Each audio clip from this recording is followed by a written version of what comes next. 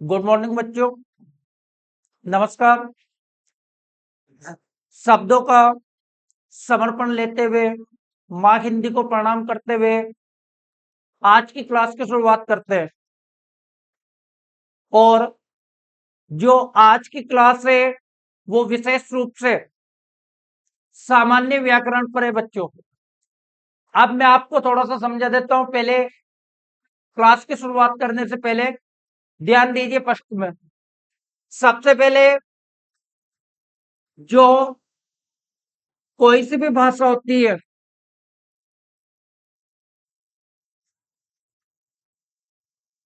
भाषा को अपन दो तरीके से अध्ययन कर सकते हैं। एक तो रूप होते हैं। भाषा के क्या होते हैं? रूप। अगर मोटे तौर पर देखें तो एक तो साहित्य के रूप में अध्ययन किया जाता है और एक व्याकरण के रूप में अध्ययन किया जाता है। या तो साहित्य और व्याकरण, इस बात को थोड़ा सा गौर से समझने का प्रयास करना।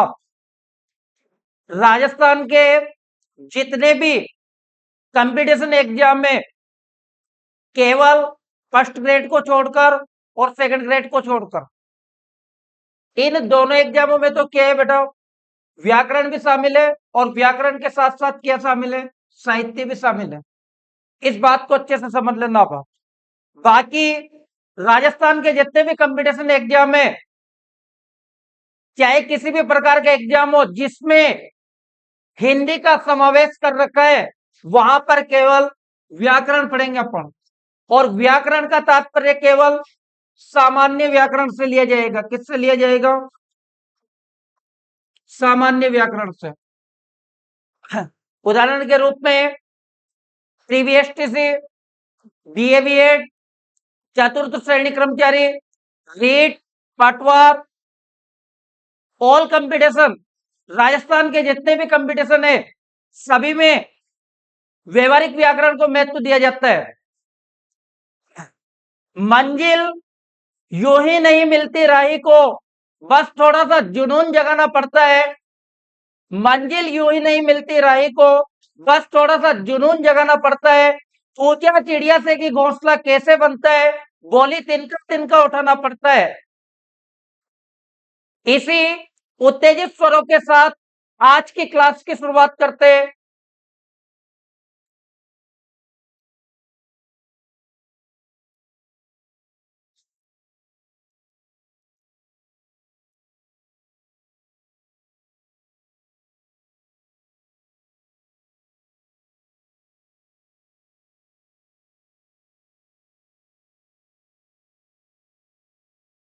देखिए बच्चों, सबसे पहले अपन कुछ महत्वपूर्ण चीजों के बारे में पढ़ेंगे। आप सामान्य व्याकरण पढ़ते हैं।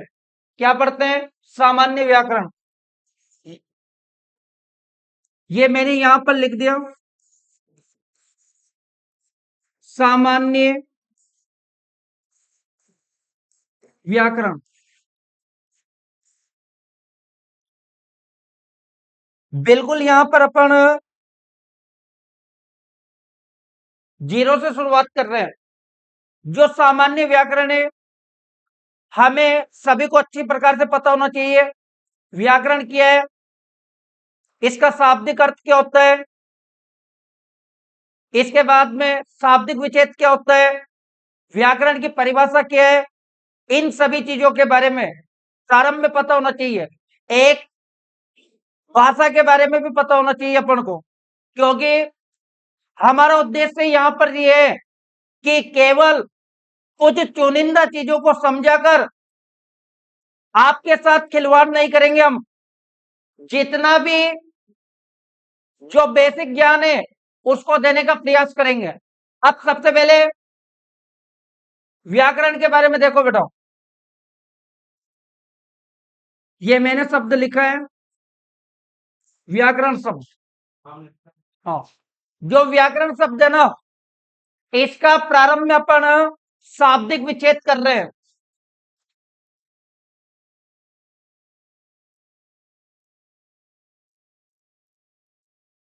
कौन सा विच्छेद कर रहे हैं बेटा? शाब्दिक विच्छेद।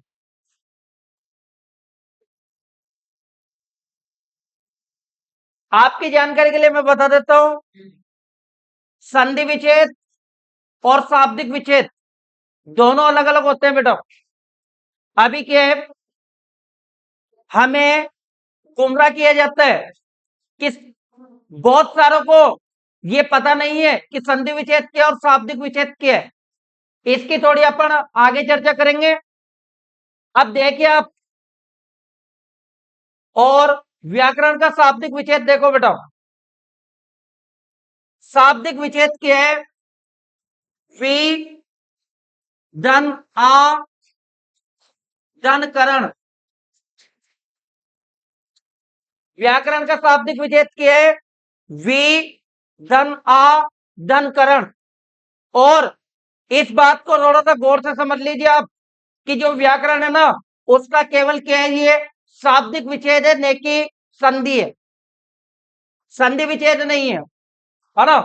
अब जो अपन ने व्याकरण शब्द का शाब्दिक विच्छेद किया है, तो शाब्दिक विच्छेद क्या दे रखा है, वेदन आदन करण। ये इसका शाब्दिक विच्छेद दे रखा है। अर्थ को समझिए, व्याकरण का अर्थ क्या होता है, इस बात के बारे में अपन को जानकारी होना चाहिए। तो व्याकरण का अगर अपन अर्थ देखेंगे, और अर्थ कौन सा, शाब्दिक अर्थ।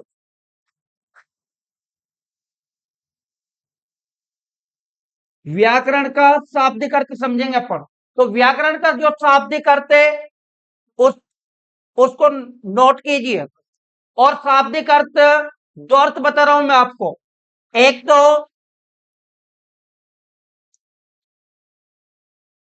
अच्छी प्रकार से समझना होता है बेटा। क्या होता है, अच्छी प्रकार से समझना। भाषा को अगर अपन अच्छी प्रकार से समझेंगे, तो यह अर्थ किससे लिया जाएगा, व्याकरण से। या फिर इसी को मैं एक शब्दावली के माध्यम से स्पष्ट करता हूं आपको। अच्छी प्रकार से समझना है, या फिर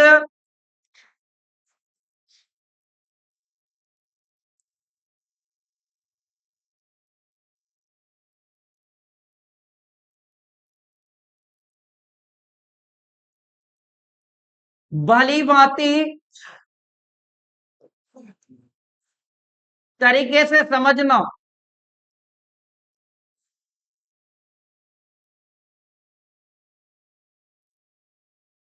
इन जो ये दोनों बातें हैं, दोनों बातों को विशेष रूप से समझिए आप।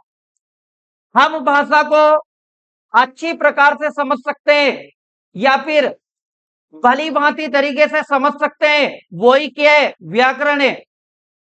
यहां तक जो मैंने आपको जानकारी देने का प्रयास किया है, केवल और केवल अपन व्याकरण के बारे में बात कर रहे हैं।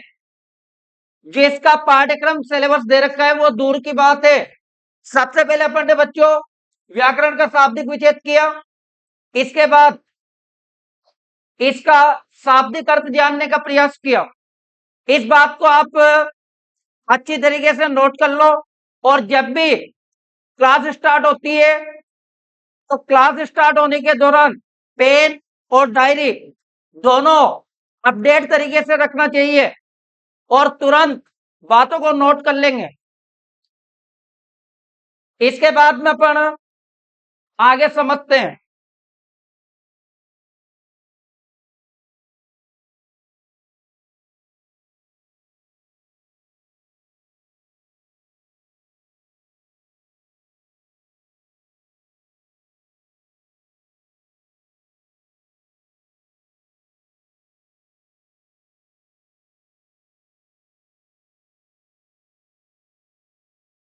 अब देखिए, शाब्दिक विच्छेद और संधि विच्छेद के बाद अब अपन परिभाषा के बारे में बात करेंगे। लेकिन पहले मैं आपको तीन शब्द बता देता हूं। और तीन शब्द कौन कौन से, एक तो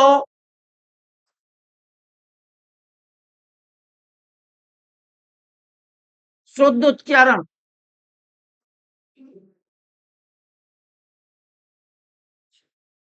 हाँ, शुद्ध उच्चारण,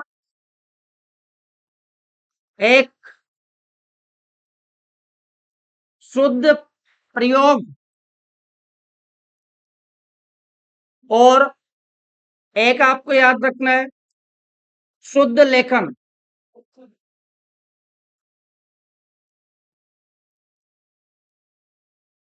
तीन शब्द, पहला शब्द उच्चारण, दूसरा प्रयोग और तीसरा लेखन। अब यहां पर अपन को यह समझना है इन तीनों शब्दों से अपन क्या समझेंगे। जैसे कोई भी किसी भी प्रकार की भाषा है, उस भाषा का शुद्ध उच्चारण, शुद्ध प्रयोग और शुद्ध लेखन, यही तो व्याकरण है। क्या है? यही व्याकरण है। किसी भी भाषा का शुद्ध उच्चारण करना, उसका शुद्ध प्रयोग करना और शुद्ध लेखन करना। अब इन तीन शब्दों के बाद में इसकी परिभाषा के बारे में अपन बात करते हैं। परिभाषा देखो, यहां पर मैं लिख रहा हूं व्याकरण की परिभाषा।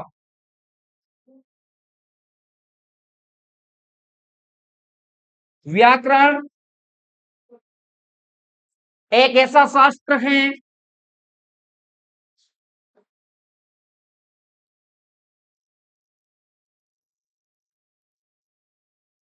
व्याकरण एक ऐसा शास्त्र है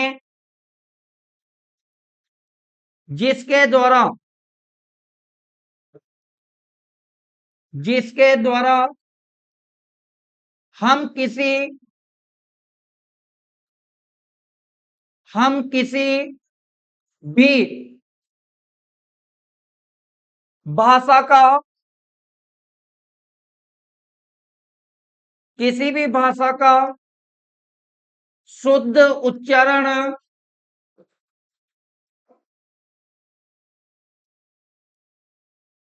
प्रयोग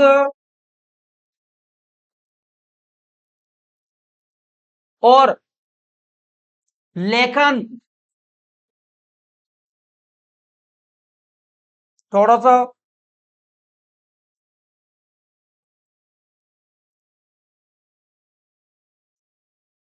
प्रयोग लेखन कर सकते हैं।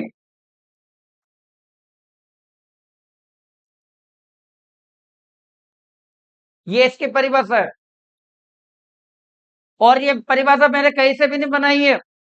जस्ट आपके सामने पहली बात शुद्ध उच्चारण, दूसरी बात शुद्ध प्रयोग और दूसरी बात शुद्ध लेखन। परिभाषा क्या लिखी अपन ने?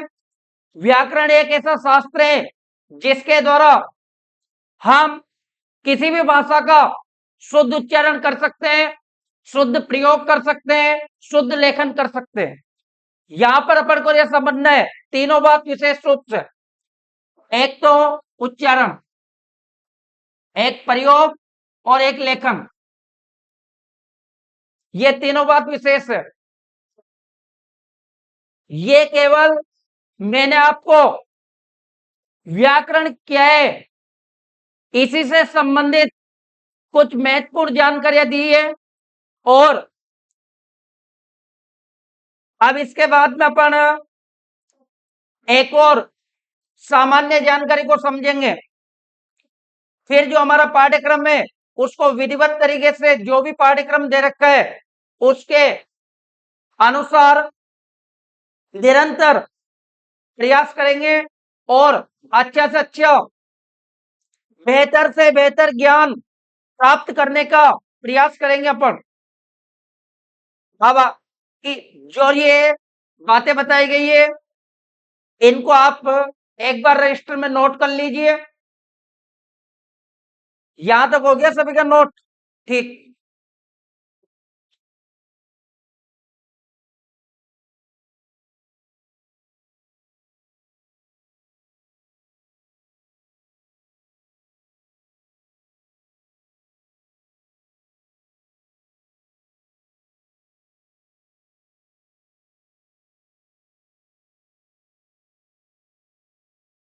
अब आप देखिए एक बात और वेरी इंपॉर्टेंट, इसको थोड़ा सा ध्यान रखना है आपको। और बात क्या ध्यान रखेंगे, जो व्याकरण है, व्याकरण के अंग के बारे में बात कर रहे हैं अपन बच्चों। व्याकरण के अंग या इसी अंग को अपन अवयव कह सकते हैं। क्या कह सकते हैं, अवयव। या इसी को एक और नाम लिख रहा हूं मैं आपके सामने, और ये नाम क्या है, घटक। व्याकरण के कितने अंग होते हैं, अवयव कितने होते हैं, घटक कितने होते हैं? हाँ, तो यहां पर अपन को समझना है कि कितने अंग होते हैं व्याकरण के। ध्यान दीजिए, इस डायग्राम को आप थोड़ा सा दिमाग में बैठा लीजिए। सबसे पहला व्याकरण का महत्वपूर्ण अंग होता है, एक तो क्या होता है, वर्ण विचार। कौन सा अंग होता है, वर्ण विचार। वर्ण विचार के बाद में दूसरे अंग के बारे में अपन बात कर रहे हैं, और दूसरा अंग कौन सा दे रखा है, शब्द विचार दे रखा है बेटा। कौन सा, शब्द विचार। विचार आपको याद करने की आवश्यकता नहीं है, क्योंकि मैं एक एक शब्द के बारे में आपको अच्छे से जानकारी दूंगा, लेकिन पहले थोड़ा सा समझो आप। और ये तीसरा जो अंग है,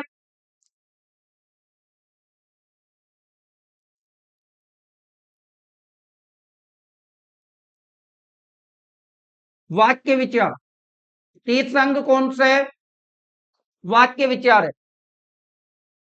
बात को थोड़ा सा नोट कीजिए। व्याकरण के जो अंग है, पहला अंग कौन सा है, वर्ण विचार।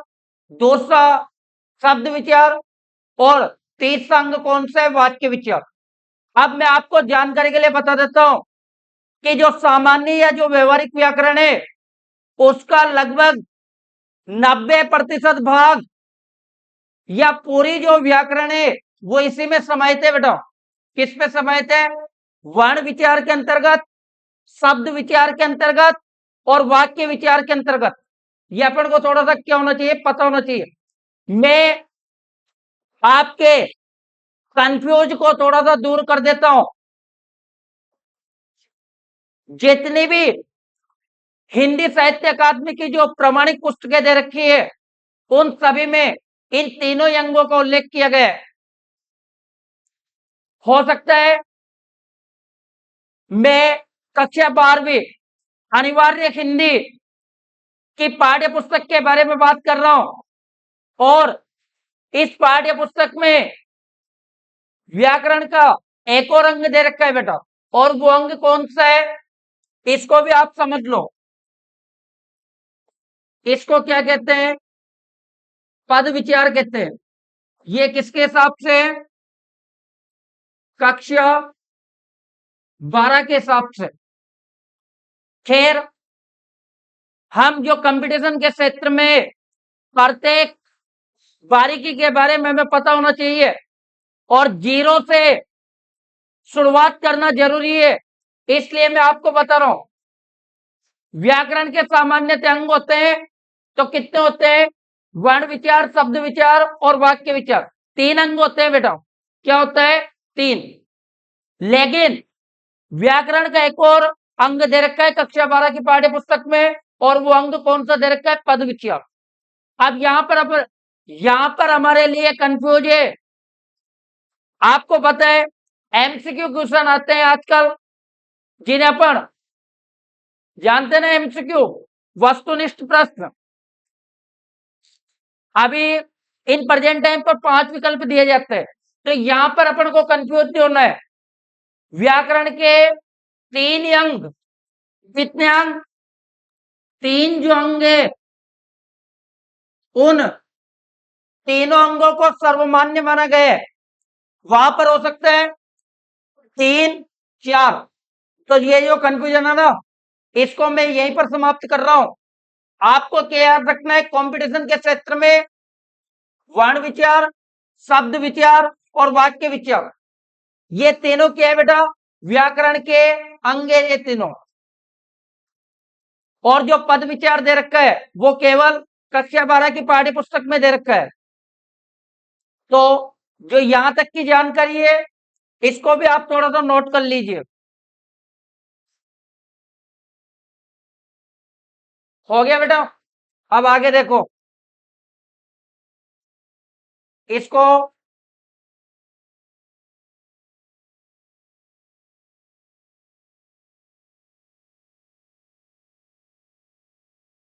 साफ कर देते हैं अपन।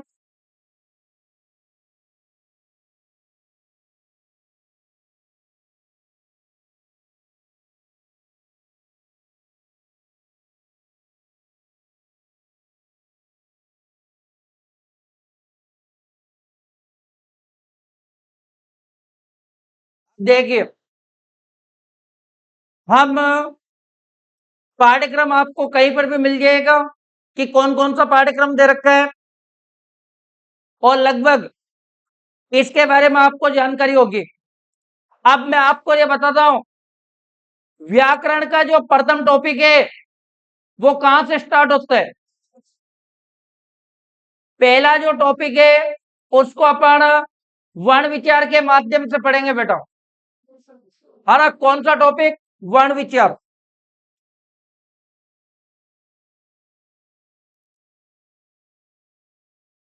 हाँ, वर्ण और विचार।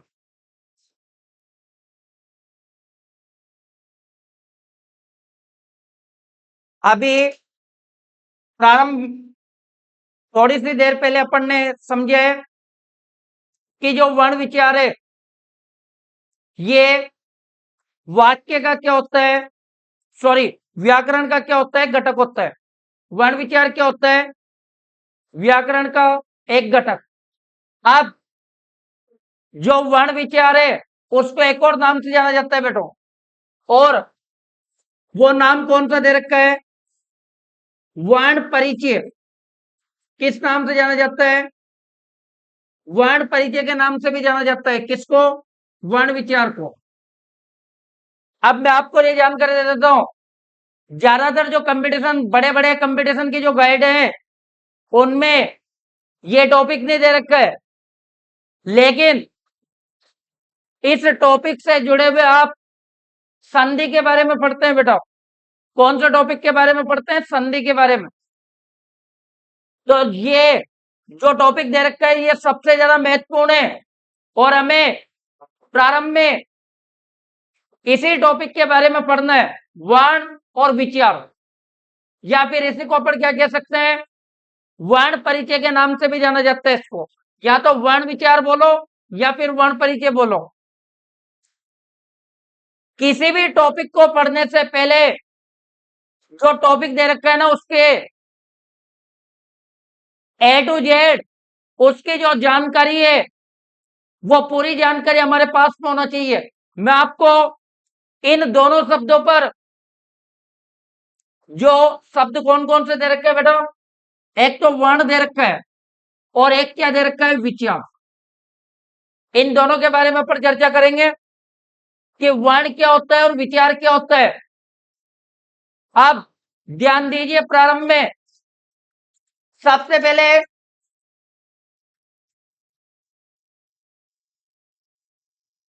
वर्ण के बारे में अपन बात कर रहे हैं। वर्ण क्या होता है? रटी रटाई जो परिभाषाएं हैं वो किताबों के अंतर्गत बहुत सारी दे रखी है, लेकिन यहां पर अपन को समझना है, और मैं दो परिभाषाओं के माध्यम से स्पष्ट करता हूं कि वर्ण क्या होता है। सबसे पहले देखिए, पहली परिभाषा समझो। पहली परिभाषा दे रखी है, और पहली परिभाषा कौन सी दे रखी है? हाँ, इसके बारे में आप समझ लो।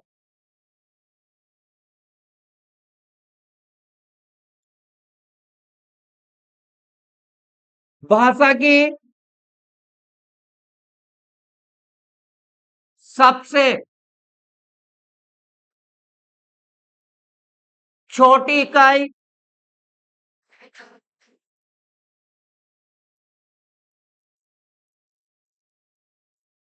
भाषा की सबसे छोटी इकाई जिसके टुकड़े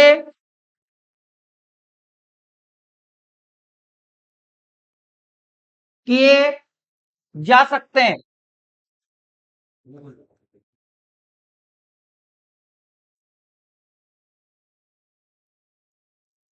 यह हमें पता होना चाहिए। एक पहली परिभाषा के बारे में बात कर रहे हैं अपन। भाषा की सबसे छोटी इकाई जिसके टुकड़े किए जा सकते हैं वही वर्ण है बच्चों। क्या है? वर्ण। ये मैं आपको एक अलग कॉन्सेप्ट बताऊंगा, 6 लाइनें जो प्रत्येक एग्जाम के लिए इंपॉर्टेंट होती है। यहां पर जो भाषा की इकाइयां है ना, इन पर ज्यादा फोकस मत कीजिए। अभी सामान्य परिभाषा देखो। भाषा की सबसे छोटी इकाई जिसके टुकड़े किए जा सकते वही क्या है बच्चों? वर्ण है। क्या है वो? वर्ण। ध्यान दीजिए, जैसे एक शब्द ले रहा हूं मैं, कोई सा भी शब्द ले सकते हैं। ध्यान दो, पहले आप केवल वर्ण से संबंधित समझ लो। अभी मैंने यहां पर क्या लिखा है? गे लिखा है बच्चों। क्या लिखा है? गे। तो गे क्या है? एक वर्ण है। और इस गे के भी अपन टुकड़े कर सकते हैं। क्या कर सकते हैं? टुकड़े। और टुकड़े किस प्रकार से करेंगे? ध्यान दीजिए, जैसे ये गे, इसमें से अपन क्या निकाल सकते हैं? ए निकाल सकते हैं। बहुत सारे उदाहरण है। हिंदी जो वर्णमाला के जितने भी व्यंजन दे रखे हैं उन सभी व्यंजनों का, व्यंजनों में जो वर्ण दे रखे हैं उनके टुकड़े किए जा सकते हैं। तो यही अपन को याद रखना है। भाषा की सबसे छोटी इकाई यही है और जिसके टुकड़े किए जा सकते हैं। समय के अभाव के कारण हम जो ये क्लास है इस क्लास को यहीं पर विराम देते हैं और नेक्स्ट जो हमारा अगला सेशन है उस सेशन में यहीं से अपन पढ़ेंगे। और मैं आशा करता हूं कि जो चीजें आपको बताई है उन बातों को आप नोट करेंगे, रिपीट करेंगे, याद करेंगे। इसी आशा और विश्वास के साथ नमस्कार, गुड मॉर्निंग, धन्यवाद।